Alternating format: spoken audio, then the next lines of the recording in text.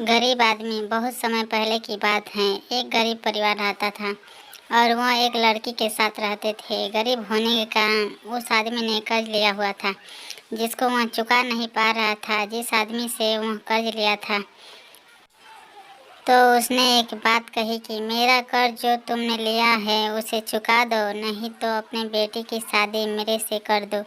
इस पर गरीब आदमी ने बहुत सोचा और इसकी उम्र तो देखो, कहा कि यह मेरी बेटी से शादी कैसे कर सकता है। गरीब आदमी बड़े चिंतित हुआ और उसने अपनी पत्नी से कहा कि देखो, यह जिस आदमी से मैंने उधार लिया था वह उसे चुकाने के लिए मेरी बेटी से शादी करना चाहता है। क्या मैं उसका उधार चुका दूं या शादी कर दूं उसके साथ अपनी लड़की की? गरीब आदमी और उसकी पत्नी दोनों परेशान हो गए कि यह कैसी घड़ी आ गई फंसी हैं कि हम कोई भी निर्णय नहीं ले पा रहे हैं। क्या समाधान निकाला जाए?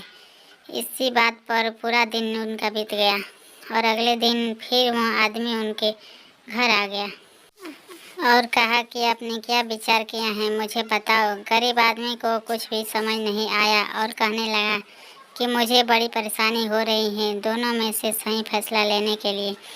इस पर उस आदमी ने कहा कि मैं तुम्हारी मदद कर सकता हूँ। आप मुझसे उस जंगल में मिलिए, मैं आपसे कुछ बात करना चाहता हूँ। गरीब आदमी को बात करने के लिए उस आदमी ने बुलाया और कहा कि हाँ जी, बताइए कैसे करना है। उसने कहा कि मैं यह फैसला भगवान पर छोड़ता हूँ और वही फैसला करेंगे कि मेरे साथ क्या होना है। गरीब आदमी ने कहा कि इस से कैसे पता चलेगा कि हम अच्छा फैसला ले पाएंगे। उसने कहा कि हम एक काम करते हैं कि मैं एक झोला ले आता हूँ, उसी में ही दो प्रकार के अलग अलग पत्ते रख देता हूँ और तुम्हारी लड़की को चुनने के लिए कहता हूँ। एक झोले में हम एक हरा पत्ता रखेंगे और दूसरे झोले में हम काला पत्ता रखेंगे और तुम्हारी लड़की चुनेगी, तभी फैसला होगा कि अगर तुम्हारी लड़की ने काला पत्ता चुना तो उससे मेरी शादी होगी और अगर उसने हरा पत्ता चुना तो तुम्हारे सब कुछ माफ़ कर दिया जाएगा। ऐसा सुनकर गरीब आदमी अपने घर चला गया। अपनी पत्नी को बताया कि अगले दिन वह आदमी इस समस्या पर एक फैसला लेगा और तुम्हें भी साथ में बुलाया है। सबके सामने यह सब होना है, इसलिए वहाँ पर कुछ और भी लोग मौजूद होंगे। फिर उस आदमी ने दो झोले में दिखाए और कहा कि देखो, इसी में दोनों पत्ते रखे हुए हैं और में से लड़की जो चाहे वो चुन ले। जब वह आदमी उन पत्तों को डाल रहा था तो लड़की ने बड़ी चालाकी से देखा कि उसने दोनों के दोनों पत्ते काले ही रखे हैं, उसमें एक भी हरा पत्ता नहीं है। यह समस्या अब भी गंभीर हो गई क्योंकि दोनों में से एक जैसे ही पत्ते थे। अब विचार करना बड़ा मुश्किल हो रहा था कि यह तो बाजी वही आदमी जीत जाएगा और हम हर तरह से फंस जाएंगे। तो लड़की ने अपना दिमाग लगाया और इस समस्या से निकलने के लिए उसने एक राह को चुना और उस आदमी ने उसकी बेटी को बुलाया और कहा कि देखो, दोनों में से तुम कोई भी चुन सकते हो। लड़की ने एक झोले में से एक पत्ता निकाला और नीचे गिरा दिया और मुझे माफ़ करना, पत्ता नीचे गिर गया और वह बहुत से पत्तों में मिल गया। अब और भी मुश्किल हो गई थी क्योंकि पत्ता तो नीचे ही गिर गया था। थोड़ी देर बाद सोचने पर लड़की ने जवाब दिया कि चलो हम दूसरे पत्ते से पता कर सकते हैं कि मेरा वाला कौन सा था, क्योंकि एक पत्ता ही उसमें बचा है जो सही फैसला ले सकता है। जब दूसरे झोले को चेक किया गया तो पता लगा कि उसमें तो काला पत्ता बचा हुआ है। इसका मतलब जो पत्ता मेरा था वह हरे रंग का था। हम कर्ज मुक्त हो जाएंगे और अब हम उस आदमी का कोई कर्जा नहीं रहेगा। उस आदमी की भी अब हिम्मत नहीं हो रही थी क्योंकि उसने बड़ी चालाकी से दोनों पत्ते एक से रखे थे।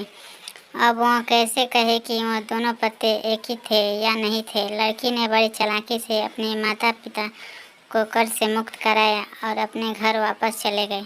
इस कहानी से हमें यह सीख मिलती है कि यहाँ आप सभी को भी बड़े ध्यान से रहा होगा, चुनना होगा और आपको सही ही फैसला लेने होंगे। सही फैसले ही हमें एक अच्छी मंजिल तक पहुंचा पाएंगे। इसलिए गलत फैसला आपको मुसीबत में डाल सकता है। मुसीबत से जल्द बाहर निकले। गरीब आदमी एक गांव में चला गया अब उसके पास कुछ भी नहीं था, सब कुछ बर्बाद हो गया था। वह अपने गांव को पानी में डूबा हुआ देख चुका था। वह घर से बेघर हो गया था।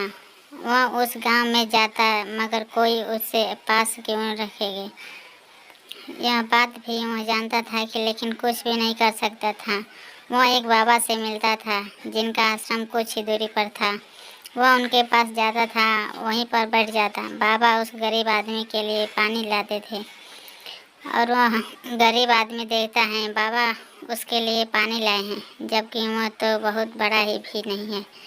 वह गरीब आदमी बाबा से पूछता है कि आप मेरे लिए पानी क्यों लाए हैं, जबकि मैं तो बहुत ही गरीब हूँ। बाबा कहते हैं कि सेवा भाव से किया गया काम यह नहीं देखता कि आप अमीर हैं या गरीब, इसमें कोई बड़ा या छोटा नहीं होता है। इसीलिए आप इस बात की चिंता ना करें।